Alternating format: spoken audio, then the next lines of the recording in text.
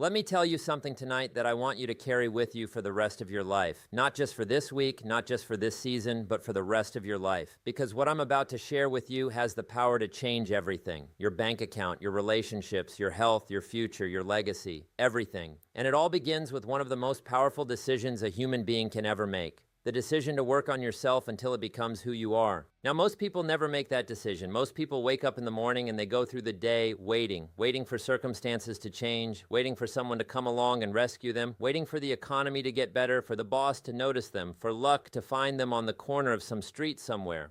And I want to tell you something very plainly, very clearly, and very honestly. Luck doesn't find people on corners. Luck finds people who are prepared. Luck finds people who have been working on themselves so long, so diligently, so relentlessly, that when opportunity finally knocks on the door, they're standing right there with the door already open. That's what we're talking about tonight. We're talking about the kind of person you become when you commit, truly commit, to the lifelong practice of personal development. Not as a trend, not as a phase you go through in your 20s when you're feeling inspired, not as something you do when things get tough and then abandon when things get comfortable again. No, we're talking about working on yourself until it stops being something you do and starts being something you are. Until people look at you and they don't see someone who reads books occasionally, they see a student of life. Until people don't just see someone who exercises, they see someone who is disciplined. Until people don't just see someone who saves money, they see someone who understands the value of wealth. Until the work you've been doing on the outside starts showing up on the inside, and the work on the inside starts showing up on the outside, and the two become indistinguishable. That's the goal. That's the destination, and tonight I want to walk you down that road. Let's begin at the beginning, because I've found over the years that most people don't actually know where personal development starts. They think it starts with a book, they think it starts with a seminar, they think it starts with a mentor or a program or a 5-step plan. And while those things all have their place, and I'll tell you, I've read thousands of books and attended hundreds of seminars, and I wouldn't trade a single one of them. The truth is that personal development doesn't start with any of those things. Personal development starts with a moment of profound, almost painful honesty. It starts with looking in the mirror, not to comb your hair, not to straighten your collar, but to look yourself directly in the eyes and say, I am not yet who I need to be, and I am responsible for that, and I am going to change that.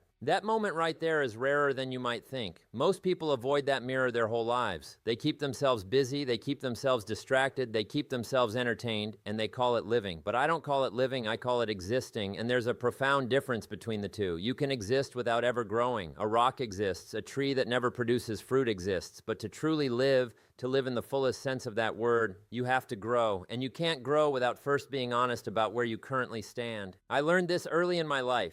I was 25 years old, and I was broke. Not just financially broke, I was philosophically broke. I had excuses lined up from here to the horizon. My family didn't have money. My education wasn't the best. The town I grew up in didn't offer many opportunities. I had every reason in the world to explain why things weren't going well for me. And then I met a man named Earl Schoaf, and he said something to me that I never forgot. He said, Jim, if you want things to change, you have to change. If you want things to get better, you have to get better. And that was it. That was the beginning. Not of a program or a system, but of a philosophy. A way of seeing the world that put the responsibility for my life squarely where it belonged, on my own shoulders. Now, the reason that philosophy is so powerful is not because it's comfortable. It isn't comfortable at all. It's actually quite demanding. Because once you accept that you are responsible for the direction of your life, you can no longer point fingers. You can no longer blame the government. You can no longer blame your parents. You can no longer blame the neighborhood or the economy or the timing. You can still acknowledge that those things are real. Of course they are. Life is not fair, and conditions do play a role. But you can no longer use them as a reason to stop. And that shift in thinking, that single philosophical adjustment, is worth more than any amount of money you could inherit. Because money without that philosophy disappears. But once you have that philosophy, you can build money from nothing. You can build a life from nothing. You can build a legacy from nothing. Because everything you need to build with is already inside you. It just needs to be developed. And that's where the work begins, the work on yourself. And let me describe what that work actually looks like, because I think there's a misunderstanding about it. People hear work on yourself, and they immediately think about productivity hacks and morning routines and journals. And again, those things have value. But the deepest work, the work that actually transforms you, is philosophical before it is practical. It's about building a framework for how you see the world. It's about constructing a set of values that don't bend when the wind blows. It's about developing a sense of who you are and who you intend to become that is so clear, so vivid, so concrete, that no amount of difficulty or disappointment or discouragement can shake it. Let me give you a picture of this. Imagine two men standing in a field when a storm rolls in. The first man has no roots. He's standing there, but there's nothing holding him down. The moment the wind starts, he stumbles. The moment the rain falls, he's confused. The moment the thunder rolls, he runs for cover and waits until it's all over. The second man has roots that go down 20 feet into the earth. The storm comes and he sways, because anybody with sense sways in a storm. Yeah, but he doesn't fall. He doesn't run. He stands there, and when the storm passes, he's still in the same spot. Stronger, actually, because the storm made his roots go a little deeper. That's what working on yourself produces. Not an immunity to difficulty, not a life without storms, but roots deep enough that the storms can't take you down. Now let me talk about the disciplines of personal development, because this is where the practical meets the philosophical, and where most people either catch fire or fall away. The first discipline, and perhaps the most important, is the discipline of learning, of becoming a committed, dedicated, unrelenting student of life. I have said this in many different rooms over many different years, and I will say it again tonight because it is that important. Formal education will earn you a living, but self-education will earn you a fortune. And I don't mean fortune merely in the financial sense, though that is certainly included. I mean fortune in the fullest sense. Fortune in your relationships, fortune in your health, fortune in your contribution, fortune in your peace of mind. The people who change their lives are the people who never stop learning. They read every day, not because they have to, not because someone is grading them, but because they understand that every book they finish, every idea they absorb, every concept they wrestle with and internalize makes them a slightly different person than they were before they opened it. And those slight differences accumulate. Day after day, week after week, month after month, year after year, they accumulate into something extraordinary, into a person who thinks differently than everyone around them, into a person who sees what others cannot see, into a person who makes decisions that others cannot make, because they have information and perspective and wisdom that others have not taken the time to acquire. Now I want to pause here because some of you are thinking, Jim, I'm not a big reader. Reading isn't really my thing. And to that I say, find your thing. Maybe it's not books. Maybe it's seminars. Maybe it's conversations with remarkable people. Maybe it's listening to recordings. Maybe it's all of the above. The medium matters less than the commitment. The commitment to fill your mind every single day with ideas that are bigger than your current circumstances. Ideas that stretch you, ideas that challenge you, ideas that refuse to let you stay comfortable in your limitations. Because here is the danger of not learning. The danger is not that you'll fall behind. The danger is that you won't even know you've fallen behind. Your world gets smaller without you noticing. Your thinking gets narrower. Your possibilities shrink. And you start calling that reality. You start saying, that's just how it is. That's just how the world works. But it isn't how the world works. It's how your world works. The world that your limited thinking has constructed around you. And the only way to expand that world is to expand your mind, to pour ideas into it like water into dry soil until something starts to grow. The second great discipline of personal development is the discipline of reflection, of taking time, real, intentional, unhurried time, to sit with your experience and ask it what it's trying to teach you. Now, this is a discipline that modern life conspires against at every turn. We live in an age of relentless noise. There's always something to watch, something to scroll through, something demanding our attention at every waking moment. And people wonder why they feel scattered, why they feel empty, why they feel like they're running all day and getting nowhere. It's because they never stop to think. The great philosophers understood this. The great leaders understood this. The great entrepreneurs understood this. Not one of them got where they were going by simply accumulating more experience. Experience alone doesn't teach you anything. Reflection on experience, that's what teaches you. That's what transforms a difficult year into wisdom. That's what turns a painful failure into the foundation of a future success. Without reflection, experience is just noise. With reflection, it becomes data, and data, properly analyzed, becomes direction. So I encourage you, I implore you, to build into your life a practice of stillness and reflection. Maybe it's a journal. Maybe it's a long walk without your phone. Maybe it's sitting at a table with a cup of coffee in the quiet of the morning before the day begins and simply asking yourself, what am I learning? What's working? What's not working? Who am I becoming? Is that the person I set out to become? Those questions, asked and honestly answered, are worth more than 10 years of drifting through life without asking them. The third discipline is the discipline of setting goals. And I want to speak about this more carefully than most people do, because goals are not simply a technique for achievement.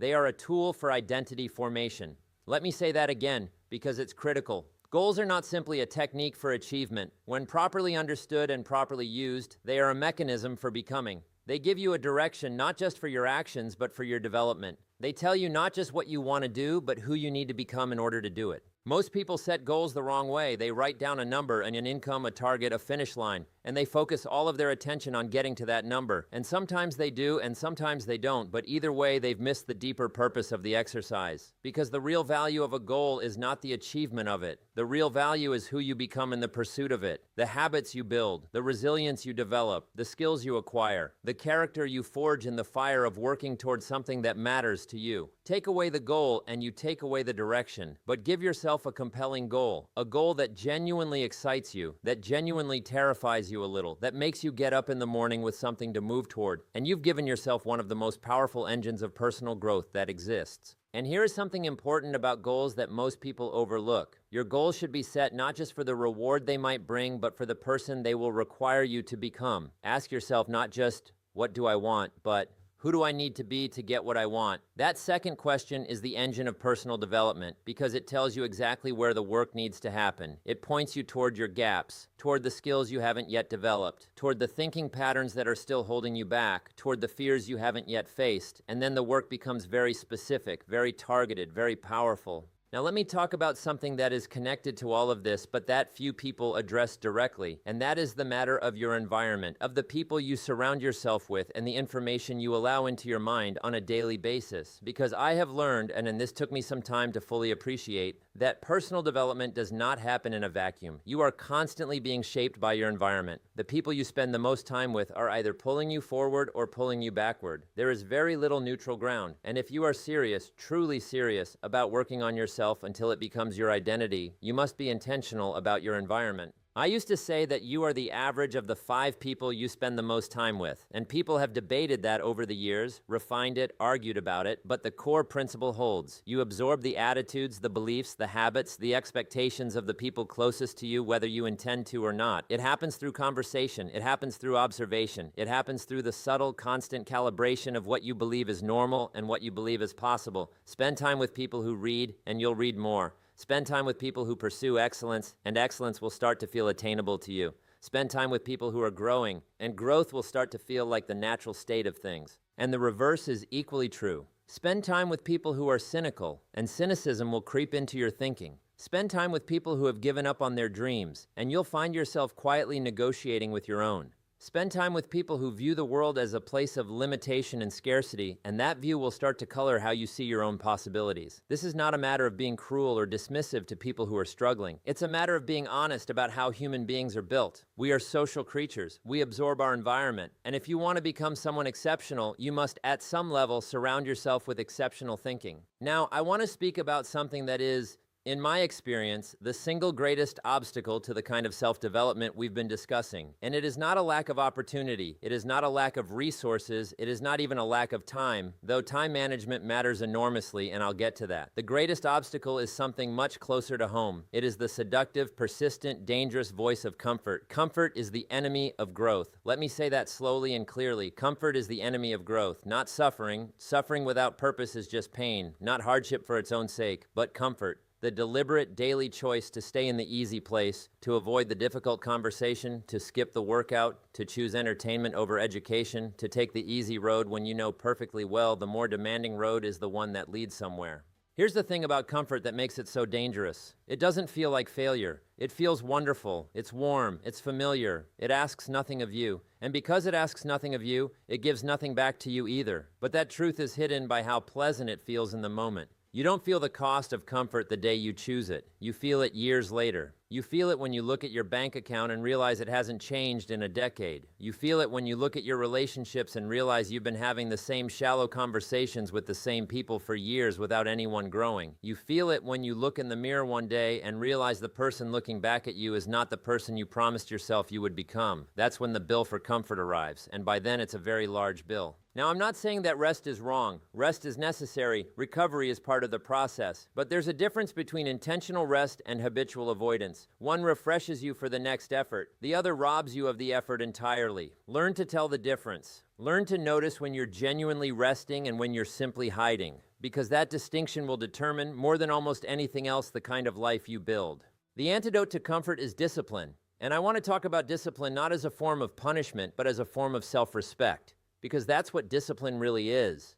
When you exercise discipline, When you do the thing that needs to be done, even when you don't feel like doing it. You are sending a message to yourself. You are saying, I respect myself enough to keep my promises to myself. I respect my future self enough to make sacrifices today. I respect my potential enough to do what is necessary to realize it. That message, sent over and over again, day after day, changes how you see yourself. It builds a kind of inner confidence that cannot be manufactured any other way. Not by affirmations alone, not by motivation alone, only by consistent, disciplined action over time. And here is something magnificent about discipline that I want you to understand. Discipline gets easier. Not easy, easier. In the beginning, every discipline choice feels like climbing a wall. You have to force yourself out of bed. You have to force yourself to open the book. You have to force yourself to make the call, write the page, do the work. It feels unnatural because it is unnatural, and it's running counter to your default patterns. But if you keep at it, something begins to shift. The discipline starts to become the pattern. The new behavior starts to feel normal. And eventually, not immediately, but eventually, it starts to feel wrong not to do it. You start to feel restless when you miss your reading. You start to feel off when you skip your planning session. You start to feel like a stranger to yourself when you choose comfort over commitment. That's the moment when working on yourself stops being something you do and starts being something you are. That's the threshold we've been walking toward. And it's not a dramatic moment. It doesn't come with fireworks or a certificate. It comes quietly, in the middle of an ordinary Tuesday, when you realize that the person you used to have to force yourself to be is now the person you simply are. That is the most significant victory a human being can claim.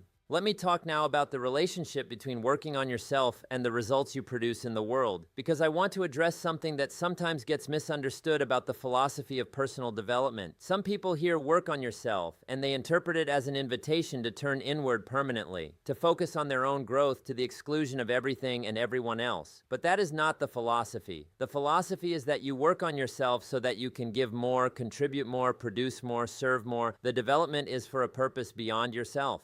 Think about it this way. An empty vessel cannot fill anyone else's cup. A broken tool cannot build anything. A person who has not developed themselves has very little to offer the world, not because they lack goodness, but because they lack capacity. But a person who has spent years reading, thinking, learning, growing, disciplining themselves, building their skills and their character, that person walks into any room and immediately makes it better. They have something to contribute. They have wisdom to share, skills to apply, energy to direct toward solving problems and creating value. Their personal development becomes a form of service. That is why the most giving people on earth are also, almost without exception, the most developed people. They have built themselves into instruments of tremendous capacity. And because their capacity is great, their giving is great. You cannot separate the two. The greater you become as a person, the more you have to give. And the more you give, the richer your experience of life becomes, not just materially, but in every dimension that matters. Now let me speak to those of you who have been trying, who have made the decision to work on yourselves, and who are somewhere in the middle of the journey. Not at the beginning, but not yet where you want to be. Because I know that territory, and it has its own particular challenges. The middle of the journey is where most people quit. Not at the beginning. The beginning is exciting. You feel the momentum of a new decision. You buy the book. You sign up for the class. You feel something stirring inside you. And not at the end, because the end carries its own rewards and its own clarity. The middle is the dangerous place. The middle is where the initial excitement has worn off, but the results haven't fully arrived yet. Where you've been doing the work long enough to feel the cost of it, but not long enough to see the full benefit of it. Where the gap between where you are and where you want to be still seems wide, and you start to wonder whether you're on the right road. To those of you in that place, I want to say this: stay, don't leave, not now, because the work you've already done is not wasted, it's compounding. Every book you've read is sitting in your mind, connecting to the next idea in ways you can't yet see. Every discipline you've practiced is building a muscle that will be ready when you need it. Every difficult conversation you've had, every fear you've faced, every morning you've gotten up when you didn't feel like getting up, none of it is wasted. It's all being organized into something, into a version of you that is being assembled piece by piece, choice by choice, day by day. Nature doesn't always show you its work before it's finished. The seed doesn't tell you it's becoming a tree. The caterpillar doesn't announce it's becoming a butterfly. There is a period of invisible work, of underground development, where everything that matters is happening, but nothing visible has yet changed. Don't mistake invisible for absent. Don't mistake slow for stopped. Keep working, keep learning, keep showing up. The results are coming. They are always coming for the person who refuses to quit. And let me say something about failure, because anyone who is genuinely working on themselves will encounter it regularly, and I want you to have the right relationship with it. Failure is not the opposite of success. Failure is a part of success. It is the curriculum. It is the mechanism by which the world gives you feedback on the quality of your current thinking and the strength of your current approach. Every failure contains within it the seeds of a better strategy if you're willing to look for them rather than simply lamenting the failure itself.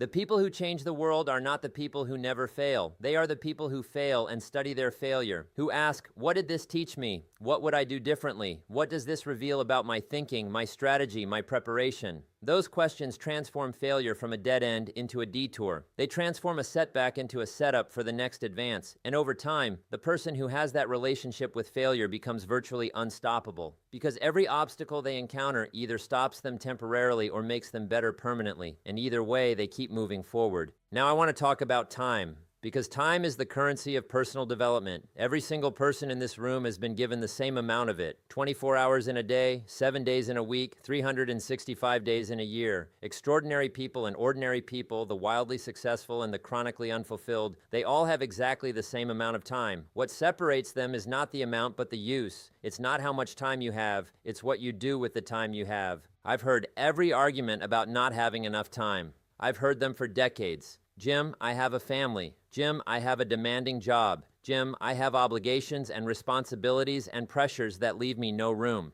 And all of those things may be true. But I want to ask you something. How many hours a week do you spend watching things that leave you no better than you were before you watched them? How many hours do you spend in entertainment that feeds nothing, builds nothing, creates nothing? I'm not saying entertainment is evil. I'm saying that if you genuinely believe you have no time to invest in your own development, but you also spend significant hours each week in passive consumption, then the problem isn't time. The problem is priorities. And priorities are a choice. That's the beautiful, terrifying truth of it. Every day you choose what gets your time and what doesn't. You choose whether the hour before bed goes to your phone or to a book that might change your trajectory. You choose whether the drive to work is spent on entertainment or on a recording that might give you one idea that reshapes how you see your business or your relationships. You choose. And those choices, made consistently over months and years, produce the life you're living. If you want a different life, you must make different choices. It really is that simple. Not easy, but simple. There's another dimension of time I want to address, and that is the dimension of patience. One of the most undervalued virtues in the modern world is the willingness to play the long game, to invest in yourself and in your future without demanding an immediate return, to plant seeds and water them faithfully without digging them up every week to check whether they're growing. We live in an age of instant gratification. Everything is available immediately. Your food can be at your door in 30 minutes. Your entertainment is on demand. Your communication is instantaneous. And I understand why that's pleasant, but it has trained people to be impatient with things that require genuine time to develop. Things like mastery, things like wisdom, things like deep, unshakable character. You cannot download those things. You cannot order them for same-day delivery. They are built slowly, methodically, through years of committed effort. And the person who understands this, who is willing to be patient, who is willing to invest without immediately withdrawing, that person gains an enormous advantage over the majority who want results now or they abandon the process.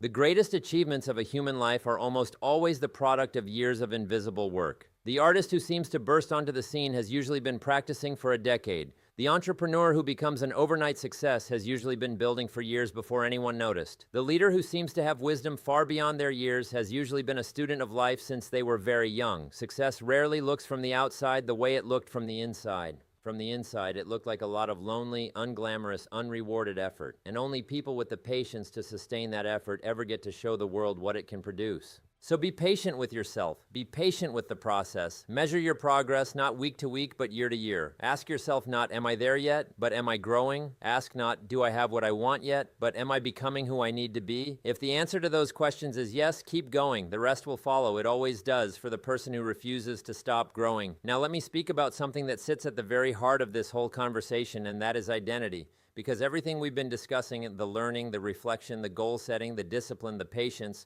all of it is ultimately in service of one thing: becoming. Becoming a different person, a better person, a person whose habits, values, and way of moving through the world are no longer things they have to work to maintain, but simply expressions of who they are. Identity is the deepest lever of change available to a human being. Most people try to change their behavior without changing their identity. They say, I want to eat better, but they still see themselves as someone who struggles with food. They say, I want to be more successful, but they still privately see themselves as someone who isn't quite good enough. They try to act differently while seeing themselves the same way, and it creates a constant internal friction. Because human beings are powerfully motivated to behave consistently with how they see themselves. If you see yourself as a reader, you read. If you see yourself as a disciplined person, you maintain discipline almost automatically. If you see yourself as someone who grows, you seek growth almost without thinking about it. So the transformation we're aiming for is not merely behavioral. It's not just about building new habits, though habits matter enormously. It's about building a new story about who you are. It's about reaching the point where you say not, I am trying to be someone who works on themselves, but I am someone who works on themselves. Not, I am working toward discipline, but I am a disciplined person. Not, I am trying to become a reader, but I am a reader. That shift in the story you tell about yourself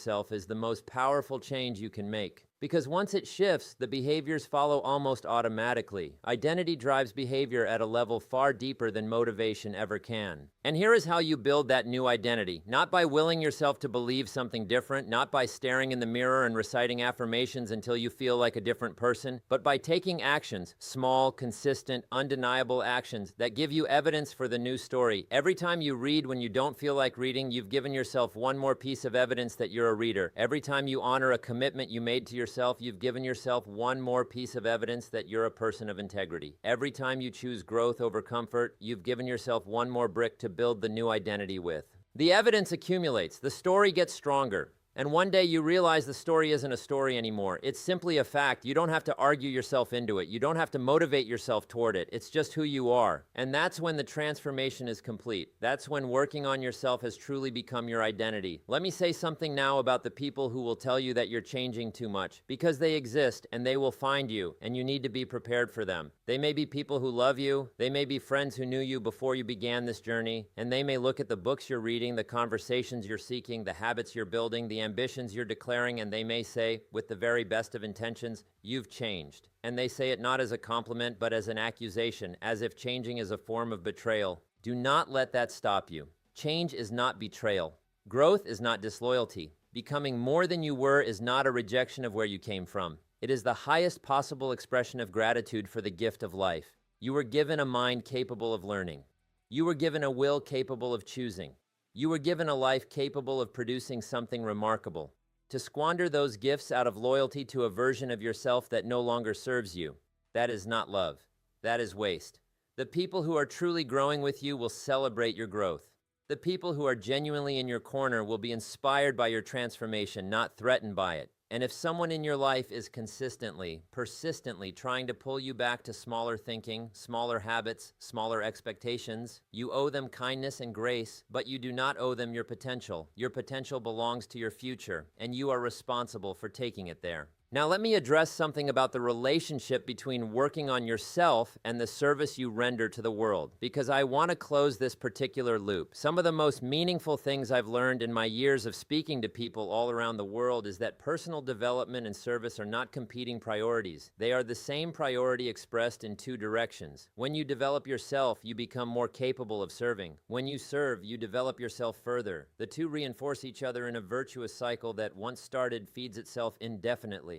Think about the person in your community who makes the greatest difference, who helps the most people, who creates the most value, who contributes the most to the lives of those around them. In virtually every case, that person has invested significantly in their own growth. They've read widely, they've thought deeply, they've developed skills and acquired knowledge and built character over years of consistent effort, and all of that investment in themselves is now available to everyone around them. Their development is a gift, not just to themselves, but to every life they touch. That's the vision I want to leave you with. Not just a vision of what you can become for your own sake, though that matters enormously, but a vision of what you can become for the sake of everyone whose life intersects with yours. Every person in this room has people who are counting on them, children who are watching how you live, friends who are shaped by who you are, colleagues whose work environment is affected by the quality of your thinking, communities that need what only you can bring. Your growth is never just about you. It ripples out. It touches people you'll never meet. It creates possibilities that didn't exist before you decided to work on yourself.